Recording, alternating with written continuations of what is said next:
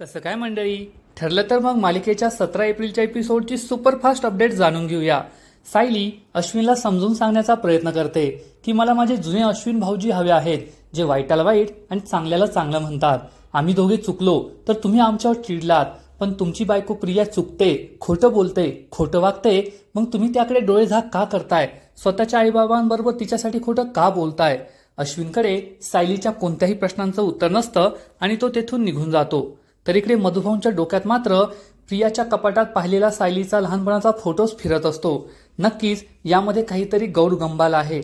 आपल्याला प्रियाला जाब विचारायला हवा असा विचार करून ते प्रियाच्या रूममध्ये येतात आणि तिला म्हणतात, मला तुझ्या बॅगमधील तो सायलीच्या लहानपणाचा फोटो पाहायचा आहे. अश्विन विचारतो, असा कोणता फोटो आहे प्रिया तुझ्याकडे? तेव्हा प्रिया चांगलीच घाबरते. म्हाताऱ्याला सत्य कळलं तर आपल्या रस्त्यावर भीक मागावी लागेल या विचाराने ती अश्विनला खोटं सांगते की अश्विन हे मला असा जाब विचारतात. लहानपणी सुद्धा यांनी मला खूप त्रास दिलाय, माझ्या थोबाडीत मारलीये. हे ऐकून अश्विन खूप चिडतो आणि मधुभाऊंवर जोरात ओरडतो. सायली, अर्जुन, कल्पना प्रताप हे त्यांच्या रूममध्ये येतात. तेव्हा अश्विन हा मधुभाऊंवर नाही ते आरोप लावतो. यावरून अर्जुन आणि सायली त्याच्यावर चिडतात. अर्जुन हा प्रियाला चक्क साप म्हणतो आणि मधुभाऊंना समजावून सांगतो की सापाला हातात घेतलं ना की तो चावणारच. त्यामुळे प्रिया आणि कल्पनाची चांगलीच जळते. मधुभाऊंना बाहेर नेऊन सायली आणि अर्जुन त्यांना प्रश्न विचारतात, तुम्ही तिच्या रूममध्ये का गेलात? तर मधुभाऊ खोटं सांगतात की ती काल रात्री दारू पिऊन आली ना, म्हणून मी असं केलं.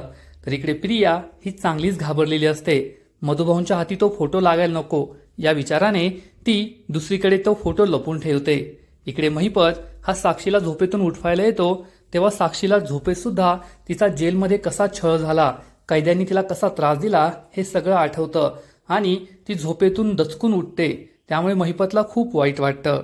इकडे पूर्णाजी चक्क प्रिया आणि अश्विनला घेऊन देवदर्शनासाठी जात असते. सायली त्यांना विनंती करते की आमचंही नवीन लग्न झालंय ना, आम्हालाही बरोबर येऊ द्या.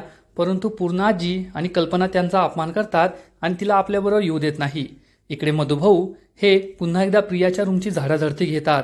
प्रिया हे पाहते आणि मधुभाऊंवर आता मोठा वार करायचा असं ठरवते. त्यानंतर सायली ही खूप दुःखी असते. तेव्हा अर्जुन तिला समजावून सांगतो की पूर्ण आजी आणि मम्मा अशाच वागणार आहेत, मग तुम्ही का स्वतःला त्रास करून घेताय?